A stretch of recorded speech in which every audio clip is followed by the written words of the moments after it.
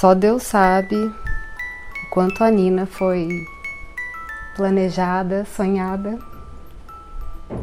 e esperada. Como se eu tivesse esperado a minha vida inteira para ter ela aqui comigo. A gente só não imaginava que ia ser de uma forma tão intensa e tão transformadora.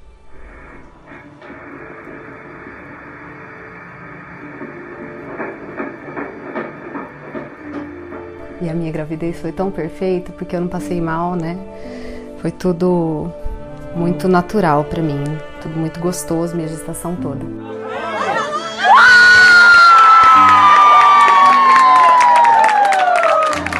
E aí, no dia que Deus escolheu, né? Ele que sabe de todas as coisas. Não, hoje a Nina vai nascer. Logo na primeira vez, né? Eu fui internada pra gente tentar segurar, porque a Nina ela era muito pequenininha ainda. Aí eu lembro certinho do meu médico falando: Mi, um dia na sua barriga são 2 dias a menos na UTI. Então eu fiz de tudo pra que ela nascesse na hora certa. E ela veio, do jeitinho que ela tinha que vir, no tempo de Deus, na hora que Ele achou que era o momento para ela chegar. A Nina nasceu, a médica colocou ela aqui pertinho de mim. Ela tão doce, tão delicada, tão serena, parecia um anjinho mesmo. E ela ainda deu um sorriso para a foto, foi a coisa mais linda do mundo. Ninguém acreditou. Mas logo depois ela já foi para UTI. E aquilo para mim foi assustador. Assustador. Mas eu acho que nada supera o fato de ter vindo para casa e ter deixado ela lá no hospital. Foi tão precoce a nossa separação. A gente, quando já era um filho, a gente não imagina que a gente vai se separar, né? Tão rápido assim. Eu lembro certinho do vazio que eu senti quando eu cheguei aqui em casa. A solidão que foi não ter ela aqui comigo. Aí, os primeiros dias na UTI, cada conquista a gente vibrava, porque no começo, embora era tudo muito assustador, porque era tudo muito novo pra gente, né? Aquela rotina toda da UTI, de você entrar, ter que colocar, né, todo o jaleco branco, touca, máscara. Mas eu lembro certinho, a hora que eu cheguei, que eu a vi lá dentro, tão pequenininha dentro da UTI, dentro da incubadora, eu sabia que ela estava bem. Embora ela não estava comigo, ela não veio para casa comigo, mas eu sabia que ela estava bem. Os dias foram passando, a amamentação foi muito difícil, porque eu precisava tirar o leite para amamentá-la através de sonda. As pessoas falam do desafio da amamentação, mas quando envolve todo um cenário assim diferente, né, tão extremo, porque pra gente que não nos prepara para isso, é tudo muito extremo. Eu não tive problema nenhum para tirar leite, tudo, consegui amamentá-la através da sonda. E aos poucos ela foi ganhando peso. Então cada grama que ela ganhava, a gente já vibrava, era uma conquista.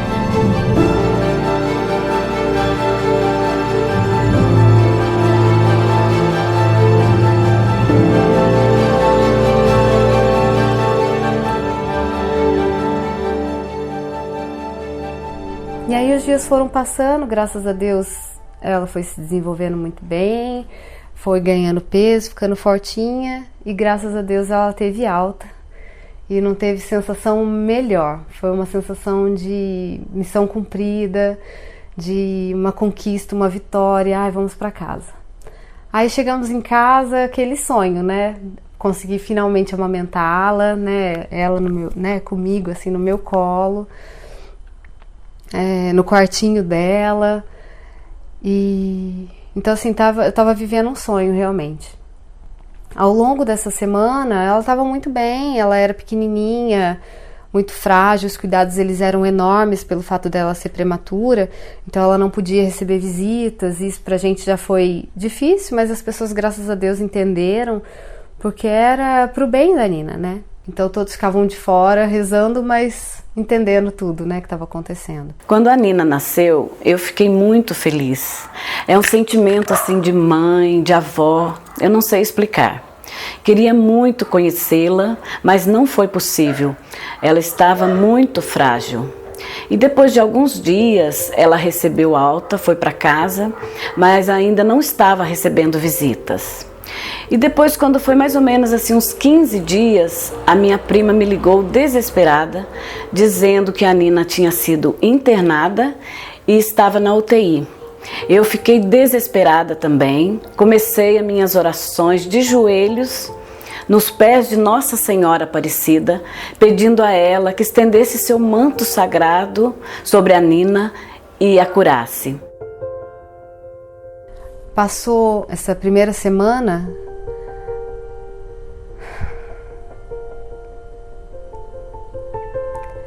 aí meu mundo caiu. Parecia que tudo se apagou. Foi uma escuridão de doer a alma.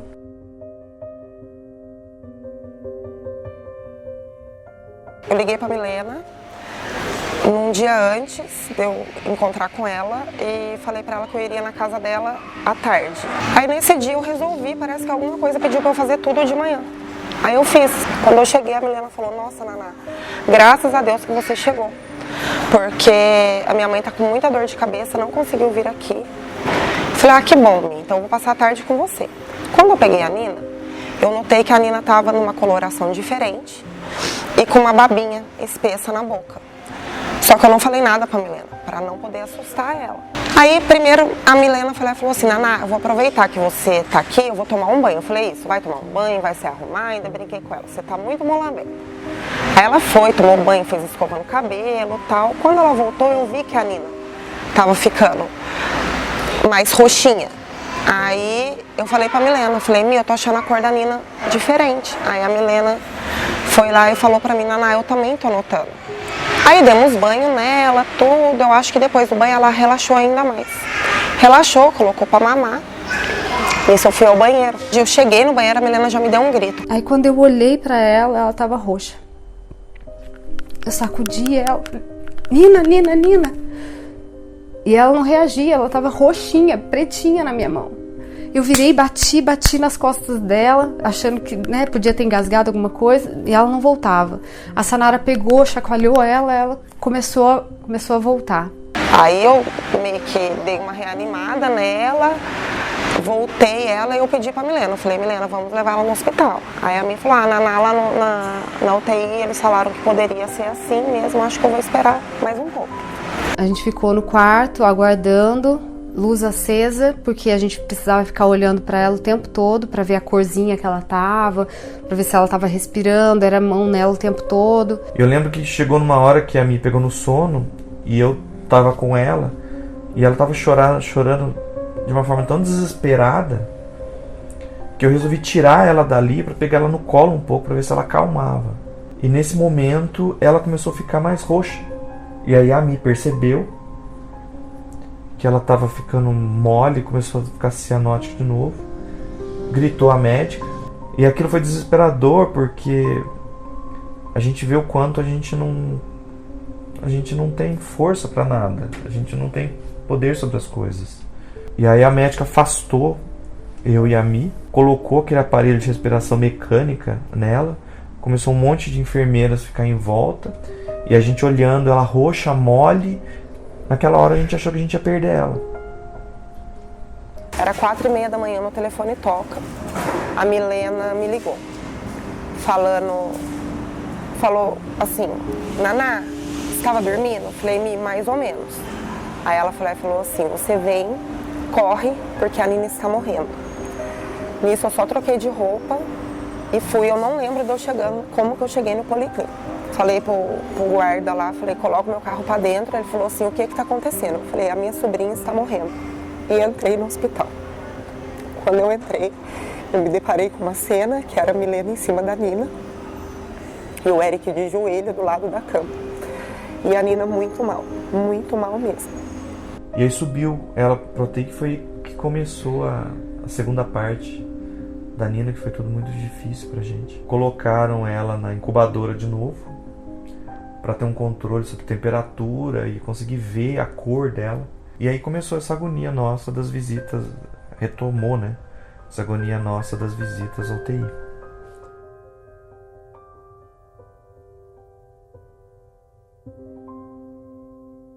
E era tão intensa essas visitas que às vezes as 3 visitas tinham dias que parece que eram outros dias.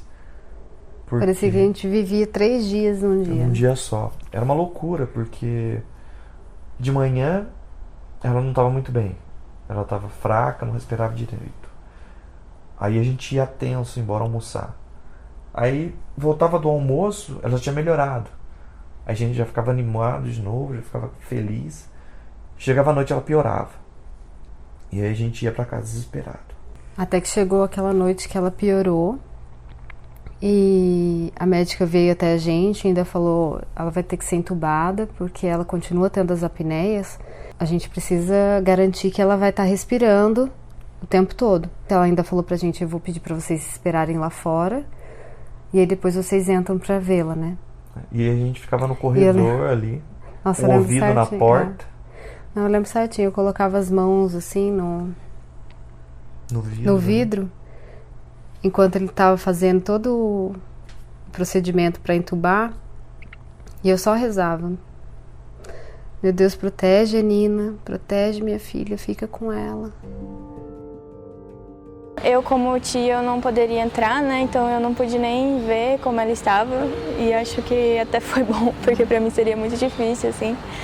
Mas mesmo acompanhando de fora, de ver todo o desespero e a preocupação de toda a família, e tentar segurar aquilo e não poder fazer nada, na verdade, né? Eu ganhei da minha avó essa Bíblia, que é uma Bíblia que pertenceu ao Monsenhor Noronha, o Padre Quinzinho, lá de Brasópolis, que foi um padre muito bom, assim, lá da cidade, e que hoje em dia é considerado santo, assim. Ele pertenceu à nossa família, né? Me e do meu irmão, que é o Eric. Então, nesse momento, eu me lembrei dessa Bíblia e eu quis passar essa força para eles. Então, eu deixei também essa Bíblia com eles. A gente sempre se encontrava às 15 horas na porta da maternidade. E esse momento era assim um momento era um misto, sabe? De alegria e de tristeza. De alegria porque a gente podia entrar, ver a Nina, né? A Nina foi muito esperada desde o primeiro momento que a gente ficou sabendo que ela viria, ela foi muito amada. Mas, de um outro lado, a tristeza era muito grande, foram momentos muito difíceis, porque o quadro clínico dela piorava a cada dia e todos os dias que a gente chegava, as notícias não eram boas. E a gente sentia, assim, aquela impotência, né, do ser humano, que a gente não pode fazer nada, a não ser rezar e ter fé. Eu olhava e pensava, meu Deus, eu não sei se ela vai conseguir.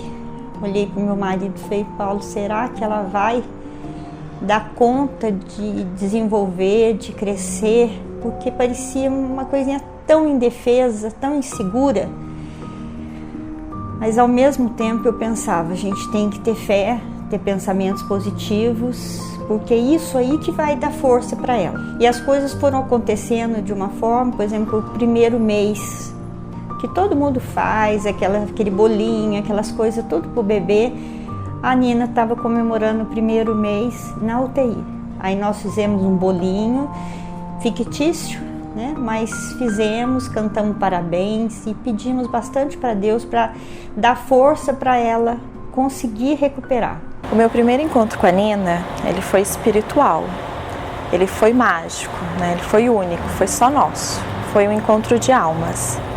Uma madrugada, eu sonhei com um quarto de hospital, muito branco, muitas luzes e uma voz me falava, reza por mim, eu estou precisando. Então eu acordei com o coração apertado e rezei muito. Na manhã seguinte, eu levantei, não falei nada para ninguém. Continuei com o coração apertado e fiquei bem quietinha.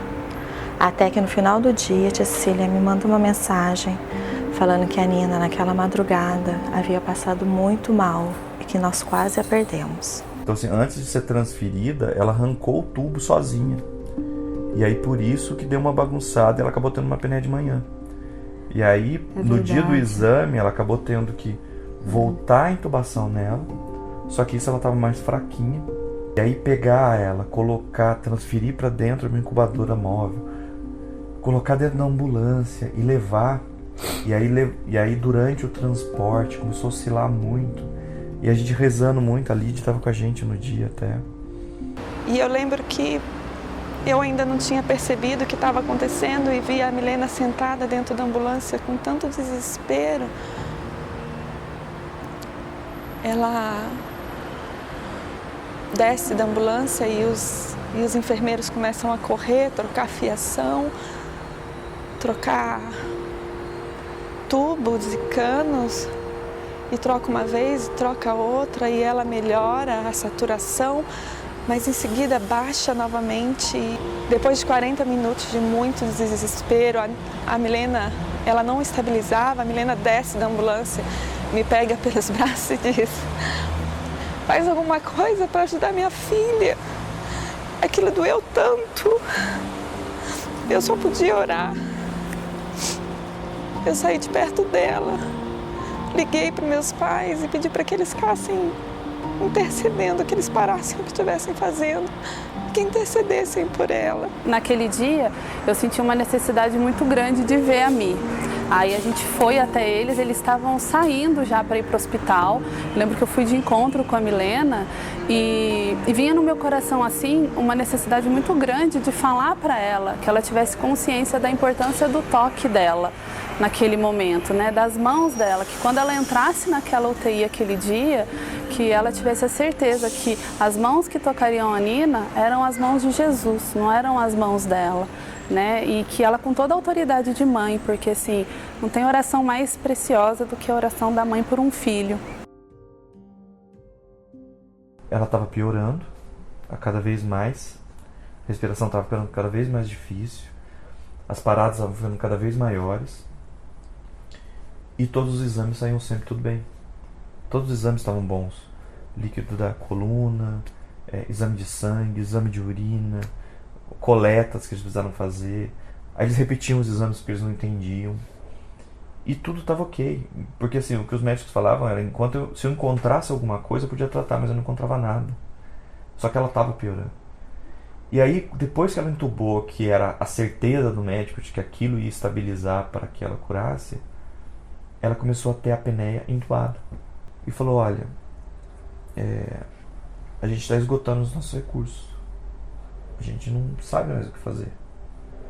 Então assim, você já pensou em talvez transferir ela para São Paulo? Porque se fosse minha filha, eu acho que eu estaria fazendo isso. E assim, até então, a gente tentava ser forte. Então, tinha dia que um estava bem, o outro estava melhor. Aí um ajudava o outro. Mas aquele dia acabou com os dois. E aí a gente saiu totalmente desorientado do hospital. E aí a Mi chorava muito e ela falou, olha, eu preciso ir numa igreja. Chegamos lá, a igreja estava fechada. E aí você estava muito desesperada na época. E eu lembro que eu fui na barraca de pastel conversar com a menina para perguntar, olha, não tem uma outra porta lateral que eu consiga entrar? Ou alguma coisa que eu consiga fazer? E ela viu o jeito que a gente estava e ela perguntou. Eu falei, não, a gente está passando uma situação muito difícil, a gente queria rezar. Minha mãe me avisou de que a Milena não estava bem, que o impacto da notícia tinha sido grande, que ela estava sofrendo muito. Foi quando eu saí de casa, bastante nervosa também com tudo que estava acontecendo, e fui encontrar a Milena na paróquia Espírito Santo. E ela viu o jeito que a gente estava, e ela falou, onde vocês estão? Eu falei, não, a gente está saindo da igreja. Ela falou, não, então volta para a igreja, porque eu estava indo para lá procurar vocês. E aí nisso a gente deu uma volta no quarteirão e voltou. No que nós voltamos, a gente parou o carro. E aí a menina que eu tinha conversado na barraca de pastel, ela veio de novo, ela bateu no vidro e falou, olha, eu vi o jeito que vocês estavam e eu fiquei muito preocupado, ainda pedi para Deus uma orientação, porque eu podia ter agido de uma forma diferente ali. E aí vocês voltaram. E aí ela falou, olha, A gente que está aqui na barraca, a gente cuida de grupos de oração aqui.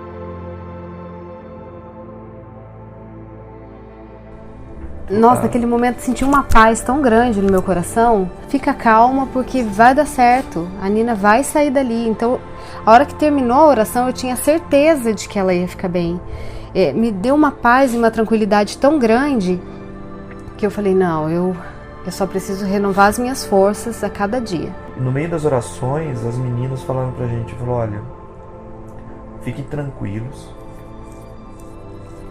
porque a hora que alguém chegar pra vocês e falar, olha, não tem mais o que fazer, então Deus vai falar, agora é a minha vez. E no mesmo dia à noite, a doutora que a gente tinha conversado depois que a gente saiu lá da igreja, ela mandou um áudio pra gente falando também que a gente devia pensar em transferir ela.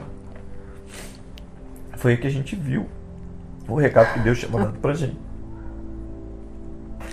que era a vez dele. Cheguei em casa e eu resolvi agradecer aquele momento e de certa forma me conectar com Deus mais uma vez e pedir para Ele uma resposta, porque eu precisava ser suporte para minha irmã. Foi quando eu peguei o meu Sagrado Coração de Jesus, que é o símbolo maior da nossa fé aqui dentro de casa, né? E comecei a minha corrente de oração com os meus amigos via o WhatsApp, né? Eu acendi uma vela para ele na cozinha, isso era muito à noite já, e eu comecei a orar com aquela vela acesa, iluminando meu coração de Jesus e a minha Nossa Senhora, e aquilo foi muito forte, foi uma oração assim muito forte. Eu senti no meu coração que alguma coisa ia acontecer naquele momento e que aquilo era o pedido, era a resposta do pedido que eu havia feito, né? Me responda, se conecte comigo, diga o que eu tenho que fazer. E no mesmo momento, ela recebeu uma mensagem, porque tinham muitas pessoas orando pela Nina, de todos os lugares que você possa imaginar.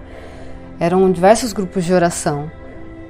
E naquele momento, logo depois que a Melina acendeu a vela para o Sagrado Coração de Jesus, ela recebeu uma mensagem falando, Melina, recebi uma mensagem de uma amiga minha que está num grupo de oração, orando pela Nina, que durante a oração que ela estava fazendo pela Nina, ela enxergou uma luz muito forte iluminando um cômodo que parecia muito uma UTI.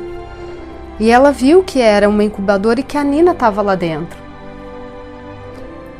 E a hora que a luz clareou aquele ambiente, ela viu o Sagrado Coração de Jesus iluminando e curando a Nina naquele momento. A Melina, na mesma hora, ela pegou, tirou uma foto do que ela, né, da vela que ela tinha acendido e mandou para essa menina que estava fazendo a oração, porque a gente não conhece ela. Aí ela falou assim, olha o que acabou de acontecer, eu acabei de acender uma vela para o Sagrado Coração de Jesus.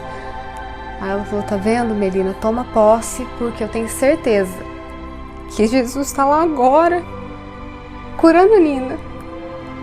E foi impressionante, porque no dia seguinte, quando a gente chegou no hospital, a enfermeira veio até o nosso encontro lá fora.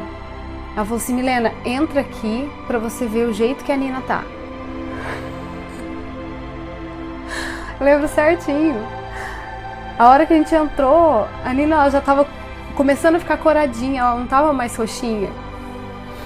Aí o médico ainda falou assim, olha, a gente não sabe explicar o que aconteceu, mas de ontem para hoje, olha o jeito que a Nina tá, ela parece um outro bebê, ela tá reagindo muito bem. O que você tá procurando aí? O que você tá procurando? Olha lá a mamãe, ó. Oi, Nina da mamãe. Cadê o sorriso da mãe, filha? Ai, coisa linda da minha vida. Do dia que a Nina começou a apresentar essas melhoras, a médica sugeriu de fazer um outro exame, chamou a neuro, né? Falou, olha, A Nina precisa fazer esse exame, que é a polissonografia do sono neonatal, só que eu já vou te adiantar que aqui em São José você não vai conseguir fazer esse exame, porque no Vale do Paraíba toda não tem esse recurso. Eu lembrei de uma noiva que a gente fotografou o casamento, inclusive o nome dela é Natália de Jesus. Ai, 2 minutos depois a Natália me ligou, consegui a médica para você, passa o contato. No dia seguinte, a médica veio na UTI, fez o exame dela, do jeitinho que tinha que fazer, foi tudo tão perfeito, tudo tão... Ai, Deus, né? Deus, quando Deus age, é perfeição. A Nina, ela foi diagnosticada com a falta da mielina. A mielina é uma membrana que reveste os neurônios do cérebro. Então, com esse diagnóstico, a Nina ela não iria se desenvolver. Porque a médica falou, Milena, agora você tem um desafio pela frente. Isso é uma coisa a longo prazo. Então, a gente vai ter que ir sempre acompanhando devagar para você ver o desenvolvimento dela. E eu lembro certinho que eu fiquei desesperada na hora, desesperada, porque eu falei, meu Deus do céu, por que comigo? Mas aí, ao mesmo tempo, eu lembrava da oração que a gente tinha feito, do Sagrado Coração de Jesus curando a Nina. E eu falei, não, é desafio que eu gosto, então é assim que tem que ser, é assim que Deus quer, então vamos seguir, porque eu tenho certeza que ela vai sair daqui. Eu lembro que eu olhava para ela, o Eric preocupado, eu falava, Eric, olha para ela, olha esses olhos. É um anjinho que Deus colocou na nossa vida com um propósito, com um objetivo. E eu tenho certeza que ele está cuidando dela. Eu tenho certeza que a Nina vai sair daqui. Eu tenho certeza que esses resultados desses exames, conforme a gente for fazendo, conforme a médica for orientando, e a gente, né, já que o tratamento é longo, vão ser desafios que a gente vai ter que enfrentar e a gente vai ter que ter força para enfrentar todos eles. Mas a gente tem certeza que ela vai sair daqui perfeita. E assim que ela saiu, as coisas já começaram a ser mostradas pra gente, né? Que ela saiu, ela começou a fazer fisioterapia. Foi. E aí a fisioterapeuta, ela olhava e falou, mas não tá estranho, porque eu tô vendo tá aqui, ela tá virando o olho, ela tá mexendo, ela tá firmando a cabeça. Ela tá firmando a cabeça com menos tempo do que ela precisaria. Eu falei assim, não, tá tudo certo, é assim mesmo. Quando ela tinha 6 meses, aí a gente refez os exames que ela tinha feito na UTI,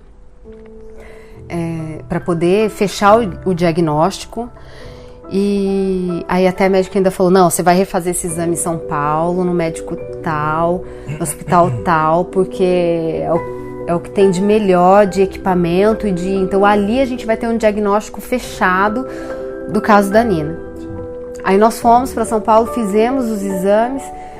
Quando voltou o resultado que estava escrito, a médica ainda colocou, olha, esse é o primeiro exame e o segundo exame, tá vendo isso daqui? Isso daqui a medicina não explica. Ela falou assim, vocês têm fé, vocês acreditam em Deus, porque eu não consigo explicar. A minha medicina não consegue explicar o que aconteceu comigo. Aí a gente falou, não, mas a gente sabe o que aconteceu. A gente consegue explicar. A gente tem certeza. Foi Deus. O tempo todo, cuidando da gente, em todos os detalhes.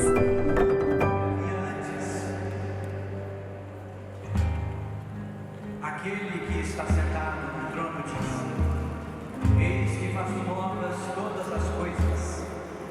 Depois, ele me disse... E como tudo que Deus faz é perfeito, quando a gente chegou na Basílica para assistir a missa, a homilia foi um desfecho de toda essa história que nós vivemos. Então eu vou falar parte do que foi dito.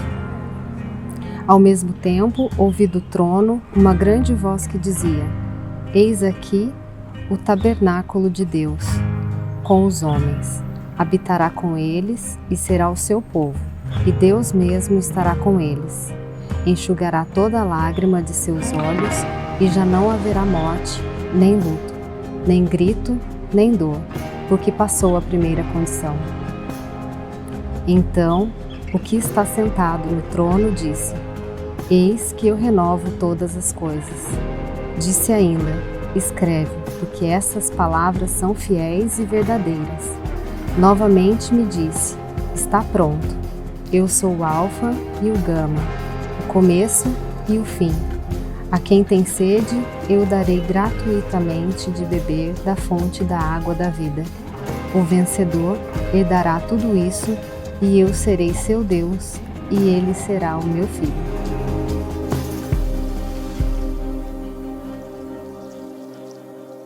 A voz de um anjo sussurrou no meu ouvido.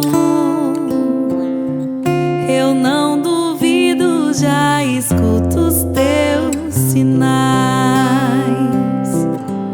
que tu virias numa manhã de domingo. Eu te anuncio nos sinos das catedrais. Tu vens,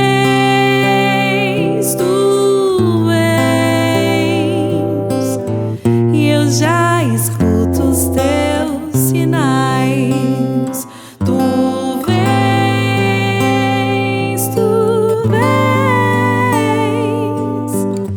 e eu já escuto os teus sinais.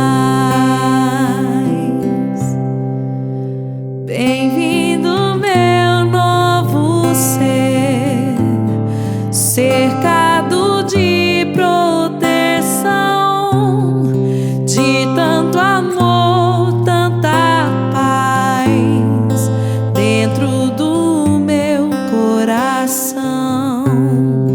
Bem-vindo, meu novo ser, cercado de proteção, de tanto amor, tanta paz dentro do meu coração.